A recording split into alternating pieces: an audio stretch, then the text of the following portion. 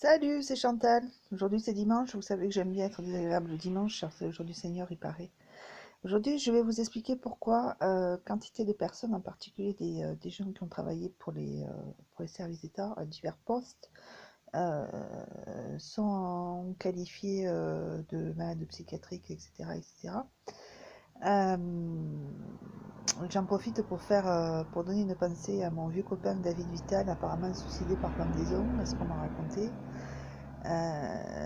Vu que moi j'ai été estampillée aussi avec une pathologie et que les radotages en cours de proches familiaux anticipent déjà d'autres pathologies que je n'ai absolument pas et qui en fait reportent leur propre pathologie sur moi, c'est plus facile.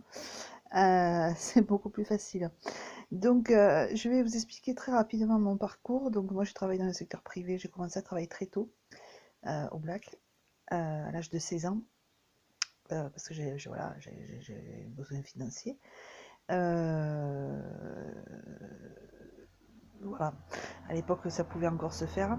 Aujourd'hui, c'est plus possible apparemment. Donc voilà. Donc j'ai commencé à travailler très tôt. Ensuite, donc j'ai fait mes études, j'ai passé des diplômes, j'ai passé des examens, etc., etc. J'ai commencé à travailler. Bon bref, à 20 ans, je m'assumais entièrement. À 29 ans, je passe un concours pour entrer dans les services administratifs, mais en tant que militaire. Donc je passe un concours. Il faut savoir que c'est des concours à l'époque qui étaient bac+2, relativement difficiles. Ce sont des concours régionaux. On était 600 au départ, on s'est retrouvé à 6 en école. Euh, voilà. Donc j'ai été affectée à Paris. Dans un service où j'étais logée sur place pour des raisons, on va dire, pas de confidentialité, mais parce que les fonctions nécessitaient des qualités, en plus d'une formation spécifique, des qualités naturelles, pour lesquelles justement, qui pouvaient donner lieu à des habilitations et à des agréments, euh, sous réserve que les contrats soient renouvelés. Donc j'étais logée sur place tranquillement, voilà, j'avais intégré mes fonctions, et un jour on m'envoie un stage, des stages complémentaires comme beaucoup. Et je reviens de stage et puis j'ai un de mes, j'ai un de mes responsables qui me dit il y a un membre de votre famille qui s'est présenté, euh, qui voulait rentrer dans l'établissement, qui voulait vous attendre dans la chambre, dans votre chambre. Je dis pardon. Je dis mais comment ça se fait Bon bref, voilà quoi. Je téléphone le soir, cette personne qui me répond oui, oui, oui, j'étais en vacances, voilà. Je dis, mais attends, ça fait une semaine que tu es là, tu m'appelles pas, tu te pointes à mon bureau, tu veux m'attendre chez moi? T'as vu ça où là? T'as vu ça où? Alors, il faut savoir qu'à l'époque, moi j'étais pas sentinelle, hein, ça n'existait pas, mais il y avait plein de gens qui occupaient à peu près des fonctions similaires sur des sites particuliers, et qu'à l'époque ça s'appelait Vigipirate rouge. Nous on était en Vigipirate déjà rouge. Euh, donc voilà. Donc euh, j'ai une connasse de ma famille qui se pointe pas dans mon absence sur un secteur protégé, qui veut rentrer à mon domicile sans m'en avertir. Voilà. Il suffit, voilà. Et puis ça a été ça pendant quasiment toute la durée de mon contrat, à essayer de me faire péter mes trains quand je descendais voir mes parents sous couvert, sous couvert de gamins, de machin, de gamins que je n'ai pas évidemment, de services de course à me faire péter mes trains de retour, des choses comme ça. C'est de longue, c'est de longue. Donc au final, on a fini par effectivement me radier les contrôles. Donc moi aussi, j'ai failli terminer internée en psychiatrie, hein. Heureusement, ça s'est pas fait. Et, et, et voilà. Et moi, je me retrouve donc comme beaucoup au chômage euh, depuis 15 ans. J'arrive pas à retravailler. Ces gens-là, ils sont comme des rois. Voilà. Ils sont comme des rois. Moi, je me pointe en agence d'intérim. Je suis administrative. On propose n'importe quoi.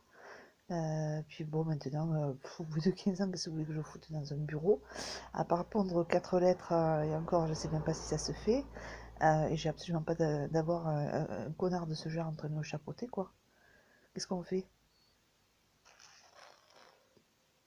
Parce que là, non seulement j'ai droit La tentative de court-circuitage pendant que je travaillais. Je suis emmerdée dans ma vie privée. Il y a des gens... j'ai jamais vu ça, on essaie de faire... J'ai jamais vu ça, là, ce qui s'est passé. Et après, on s'étonne que je coupe les ponts. Putain, je suis brave, hein. Parce que la prochaine fois, je crois que si tu m'approches, tu prends un pain dans la gueule, là. Un pain dans la gueule. On prend pas la nana. Elle fait chez tout le monde. Ça fait 20 ans qu'elle fait chez tout le monde. On a des nanas là qui passent par les fenêtres avec des ceintures explosives. L'autre se pointe. Les vacanciers, c'est de longue. De longue, de longue. Quand c'est pas ça, c'est les latinos. Quand c'est pas ça, c'est encore autre chose. Et encore, encore. Donc voilà. Alors moi je suis effectivement, voilà, je suis gilet jaune dans l'âme parce que je ne peux pas manifester pour raison de santé. Mais voilà quoi. Donc vous avez ceux qui sont, voilà, c'est bon, moi j'approuve pas du tout les violences policières. Hein. J'ai été témoin derrière mon écran de choses qui étaient vraiment déplorables. D'ailleurs, je comprends même pas comment ça a pu se passer. En ayant travaillé effectivement avec des gens assermentés, plein de choses, je comprends même pas comment ça peut se passer comme ça. Sachant que moi-même j'ai bon vu les risques que l'autre con elle nous a fait prendre à tous, pas simplement à moi mais à beaucoup de personnes de la famille, on aurait pu y passer aussi autrement, mais bon, ça se dit pas. Ça se dit pas. Voilà quoi, donc voilà, donc vous avez des gens qui sont en fonction qui font n'importe quoi. Et puis voilà, et puis vous avez des gens qui, ma foi, qui demandent rien de la personne, qui sont fait emmerder pendant des années et qui se retrouvent en malade de psychiatrie. Voilà.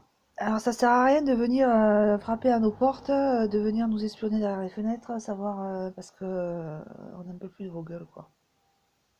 Si on n'arrive pas à travailler, si on est perturbé, c'est pas pour rien quoi, c'est parce qu'il y a des gens qui sont pas à leur place.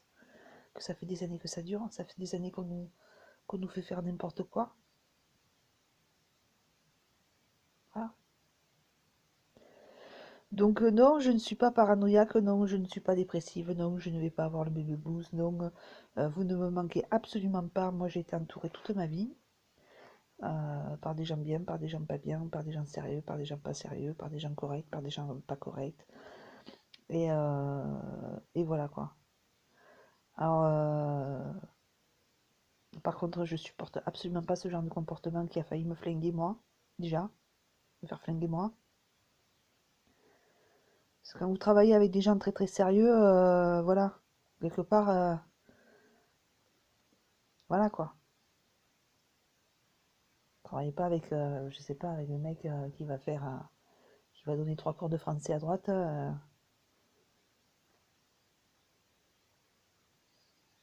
Voilà.